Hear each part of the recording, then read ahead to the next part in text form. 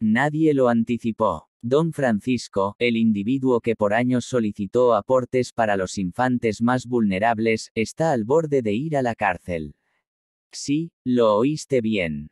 Las autoridades han revelado un escándalo de corrupción sin precedentes, millones de dólares desaparecidos, cuentas secretas en refugios fiscales y suntuosas propiedades adquiridas con dinero de la Teletón.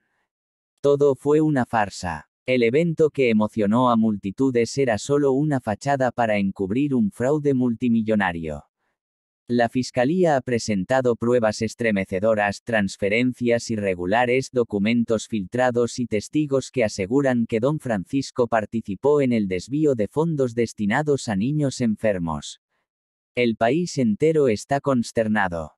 Empresas han retirado su patrocinio, la justicia lo investiga y su captura parece inevitable. Colapsará el imperio que edificó con discursos conmovedores y lágrimas en los ojos. No te pierdas este relato repleto de traiciones, mentiras y revelaciones estremecedoras. Suscríbete ya y activa las notificaciones porque lo que estamos a punto de contar te dejará sin aliento.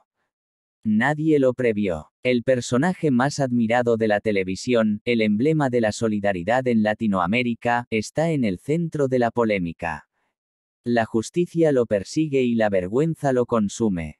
¿Cómo pudo suceder esto? La mañana en que todo se hizo público, el mundo quedó paralizado. La noticia apareció en las portadas de los principales diarios. Investigación expone posible fraude multimillonario en la Teletón. Don Francisco en la mira. Al inicio, muchos creyeron que era un malentendido, una estrategia de desprestigio o incluso una broma de mal gusto. Pero cuando se divulgaron los documentos, el impacto fue demoledor. Los registros bancarios filtrados evidenciaban movimientos financieros sospechosos desde cuentas de la Teletón hacia entidades privadas. Empresas inexistentes, depósitos en refugios fiscales y sumas millonarias que jamás llegaron a su destino. El golpe fue devastador. La Teletón no solo representaba una jornada anual de recaudación de fondos, sino una luz de esperanza para incontables familias que dependían de ella para los tratamientos de sus hijos. ¿Cómo era posible que el hombre que predicaba la generosidad estuviera ahora señalado por corrupción? Pocas horas después de la filtración, un periodista de investigación publicó un informe aún más inquietante. Había recibido el testimonio anónimo de una persona que había trabajado muy de cerca con la Teletón durante años. La fuente, cuya identidad se resguardó por seguridad, afirmó que este no era un caso aislado, sino un esquema de desfalco que se había mantenido en secreto durante décadas. Yo estuve dentro por más de 15 años. Siempre noté irregularidades, pero nunca tuve pruebas concretas hasta ahora. Había dinero que desaparecía sin justificación, facturas manipuladas, contratos con compañías ficticias. Todo estaba meticulosamente diseñado para que nadie sospechara. El testigo aseguró que parte del dinero recaudado jamás llegaba a los hospitales y centros de rehabilitación. En su lugar, se desviaba a cuentas privadas y se destinaba a costear lujos personales, viajes exclusivos, cenas en restaurantes de alta gama, mansiones en Miami e incluso inversiones en negocios privados. Pero lo más impactante aún estaba por revelarse. Los documentos obtenidos por la prensa evidenciaban transacciones bancarias sin explicación. Entre ellas, una serie de depósitos millonarios en cuentas en Suiza y Panamá, vinculadas a empresas fantasma. Lo que nadie anticipaba era el nexo directo de Don Francisco con algunas de estas cuentas.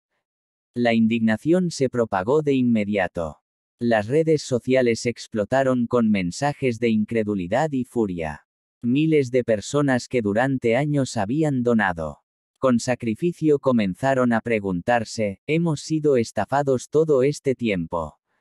Las familias de niños beneficiados por la Teletón fueron las más afectadas. Muchos de ellos se presentaron ante los medios para exigir respuestas. Una madre con lágrimas en los ojos declaró: "Yo confié en él. Todos confiamos. Pensamos que nuestro dinero estaba ayudando a nuestros hijos a tener una vida mejor. Si esto es real, es la peor traición que hemos experimentado. El ambiente estaba saturado de tensión. La Teletón intentó emitir un comunicado alegando que todo era un equívoco y que colaborarían con la justicia. Pero las pruebas seguían acumulándose, y la presión sobre don Francisco se volvía insoportable. Por primera vez en su trayectoria, don Francisco no salió a dar explicaciones. Siempre había sido un hombre de palabras ágiles, un comunicador nato, pero esta vez, optó por el silencio. Los medios intentaron obtener declaraciones de su parte, pero su equipo de prensa evitó cualquier contacto con la prensa. La gran interrogante era, ¿por qué no habla? ¿Está ocultando algo? Mientras tanto, la Fiscalía chilena anunció la apertura de una investigación formal. Si las acusaciones resultaban ciertas, don Francisco podría enfrentar cargos por fraude y desfalco de fondos. Algunos analistas legales incluso especulaban sobre la posibilidad de una sentencia de prisión. El hombre que alguna vez fue considerado un héroe nacional ahora estaba bajo sospecha. La duda y la decepción flotaban en el aire. Y esto era solo el comienzo de la peor pesadilla de su existencia.